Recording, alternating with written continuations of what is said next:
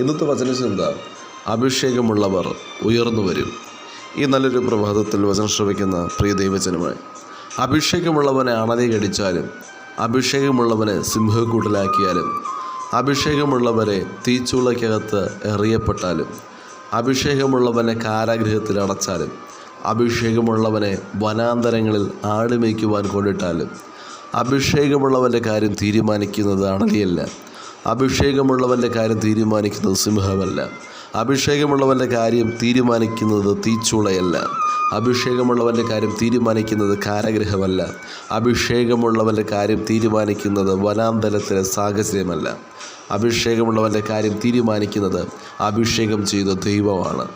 അഭിഷേകം പ്രാപിച്ചവൻ്റെ ജീവിതത്തിൽ എന്തൊക്കെ പ്രതികൂലങ്ങൾ കടന്നു വന്നാലും ദൈവം നിശ്ചയിച്ച കാര്യങ്ങളെ അഭിഷേകം പ്രാപിച്ചവൻ്റെ ജീവിതത്തിൽ സംഭവിക്കത്തുള്ളൂ. അഭിഷേകമുള്ളവനെ തകർക്കുവാൻ ഈ ലോകത്തിലെ ഒരു ശക്തിക്കും കഴിയുകയില്ല. അഭിഷേകമുള്ളവൻ സിംഹത്തിൻ്റെ മേലും അണലിമേലും ചവിട്ടും, ബാലസിംഹത്തെയും പെരുമ്പാമ്പിനെയും മെതിച്ചു കളയും. അഭിഷേകമുള്ളവൻ പ്രതികൂലങ്ങളെ കണ്ട് ഭയപ്പെടത്തില്ല. തിരുവചനം വിളിച്ചു പറയുന്നു, അവൻ എന്നോട് പറ്റിയിരിക്കയാൽ ഞാൻ അവനെ വിടുവിക്കും, അവൻ എൻ്റെ നാമത്തെ അറിയുകയാൽ ഞാൻ അവനെ ഉയർത്തുമെന്ന്. വചനം ശ്രമിക്കുന്ന പ്രിയ ദൈവജനമേ, എരിയുന്ന തീച്ചുളയുടെ അനുഭവത്തിലൂടെ താങ്കളുടെ ജീവിതം കടന്നു പോകുമ്പോഴും ഒരിക്കലും പ്രതീക്ഷ വചനം ശ്രമിക്കുന്ന താങ്കൾ കൈവിടരുത്. അതിൻ്റെയൊക്കെ പിന്നിൽ ദൈവം താങ്കൾക്കായി ഒരു പ്രതിഫലം ഒരുക്കി വച്ചിട്ടുണ്ടെന്ന് ഓർക്കണം. അഭിഷേകമുള്ള എബ്രായൽ ബാലന്മാർ എരിയുന്ന തീച്ചൂളയുടെ മുൻപിൽ ദൈവത്തെ തള്ളി പറയാതെ വിശ്വാസത്തോടുകൂടെ ഉറച്ചു നിന്നതുപോലെ അഭിഷേകത്തോടുകൂടെ ആയിരുന്നാൽ എരിയുന്ന തീച്ചൂളയ്ക്കകത്തും വിശ്വാസം വർദ്ധിക്കുവാനിടയാകും. എരിയുന്ന തീച്ചൂളയിലേക്കാണ് എബ്രായൽ ബാലന്മാരെ എറിയപ്പെട്ടത്.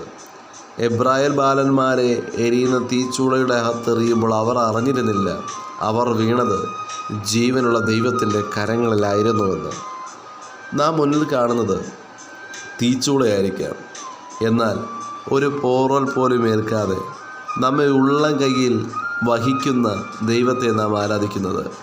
എത്രയോ തവണ തീച്ചൂളയുടെ അനുഭവത്തിലേക്ക് നമ്മെ വലിച്ചെറിയുവാൻ ശത്രു ശ്രമിക്കുമ്പോൾ നമ്മെ ഉള്ളം കരം കൊണ്ട് കർത്താവ് നമ്മെ താങ്ങിയിട്ടുണ്ട്. അഭിഷേകമുള്ളവനെ ആരെല്ലാം താഴ്ത്തുവാൻ ശ്രമിച്ചാലും അവിടെ കണ്ണിൻ്റെ മുൻപിൽ തന്നെ സർവശക്തനായ ദൈവം അഭിഷേകമുള്ളവനെ മാനിച്ചുയർത്തും. മീഹ പ്രവചന പുസ്തകം 7-ാം അധ്യായം 8-ാം തിരുവചനം ഇപ്രകാരം വായിക്കുന്നു, വീണാലും ഞാൻ എഴുന്നേൽക്കും, ഞാൻ ഇരുട്ടിലായാലും കർത്താവ് എൻ്റെ വെളിച്ചമായിരിക്കും. അതിനാൽ പതറരുത്, പിന്നോട്ട് പോകരുത്, തകർന്നു പോകരുത്. ദൈവം വചനം ശ്രവിക്കുന്ന താങ്കൾക്ക് വേണ്ടി ചിലത് കരുതി വച്ചിട്ടുണ്ട്. അഭിഷേകം പ്രാപിച്ചവൻ്റെ നിയോഗത്തിലേക്കുള്ള യാത്രയുടെ കാരണം അറിയാതെയാണെങ്കിൽ അവരുടെ സഹോദരങ്ങൾ തന്നെയായിരുന്നു. അഭിഷേകം പ്രാപിച്ച യോസേഫിനും അഭിഷേകമുള്ള ഭക്തനായ ദാവീദിനും ഇസഹാക്കിനും വഴിയൊരുക്കിയത് സഹോദരങ്ങൾ തന്നെയാണ്. എന്നാൽ തള്ളിക്കളഞ്ഞ അതേ സഹോദരന്മാരുടെ മധ്യത്തിൽ തന്നെ ദൈവം അവരെ മാനിച്ചുയർത്തി. ഉടയപ്പെടുമ്പോഴും തള്ളപ്പെടുമ്പോഴും ഭയപ്പെടേണ്ട, ഭാരപ്പെടേണ്ട. അവിടെ തന്നെ ഒരു മഹത്വം വെളിപ്പെടുത്തുവാൻ ദൈവം പ്രവർത്തിപ്പാനിടയാകും. അഭിഷേകമുള്ളവർ ആത്മാവിൽ കാണും. അഭിഷേകം പ്രാപിച്ചവൻ ബുദ്ധിയിൽ ആശ്രയിക്കത്തില്ല. വചനം വിവേചിക്കുവാൻ ബുദ്ധിയല്ല വേണ്ടത്, ബുദ്ധിയിൽ വിവേചിക്കുന്നവർ അറിവിൽ ആശ്രയിക്കുന്നു. അറിവിനായി വെറും പുസ്തകങ്ങളിലേക്ക് അവർ നോക്കുന്നു. വെറും പുസ്തകങ്ങൾ വായിച്ചുകൂട്ടി അവയിൽ നിന്ന് കിട്ടുന്ന അറിവിൽ അവർ സംസാരിക്കുന്നു. അവരുടെ പ്രശസ്തിയും പാണ്ഡിത്യവും അവരുടെ അറിവിൽ നിന്ന് വരുന്നു. എന്നാൽ അഭിഷേകം പ്രാപിച്ചവൻ ആത്മാവിൽ വചനം വിവേചിക്കുന്നു. സ്വന്തം ബുദ്ധിയിൽ ആശ്രയിക്കുന്നില്ല, അവർ ദൈവത്തിൽ ആശ്രയിക്കുന്നു. അവർ ആത്മാവിൽ ചിന്തിക്കുന്നു, അവർ ആത്മാവിൽ നടക്കുന്നു. അഭിഷേകം പ്രാപിക്കുന്നവൻ ബുദ്ധിക്കധികമായ ശക്തിയാൽ നിറഞ്ഞ് ജയാളിയായി നടക്കുവാനിടയാകും. അതിനാൽ വിശ്വാസത്തോടുകൂടെ അഭിഷേകത്തോടുകൂടെ ഈ നാളുകൾ മുന്നേറുവാൻ, ആത്മാവിൽ ചിലത് കാണുവാൻ, വെളിപ്പാടിൽ സഞ്ചരിപ്പാൻ വചനം ശ്രവിക്കുന്ന ഏവർക്കും കർത്താവ് കൃപയും അധികാരം നൽകുമാറാകട്ടെ. God bless you. ആമേൻ.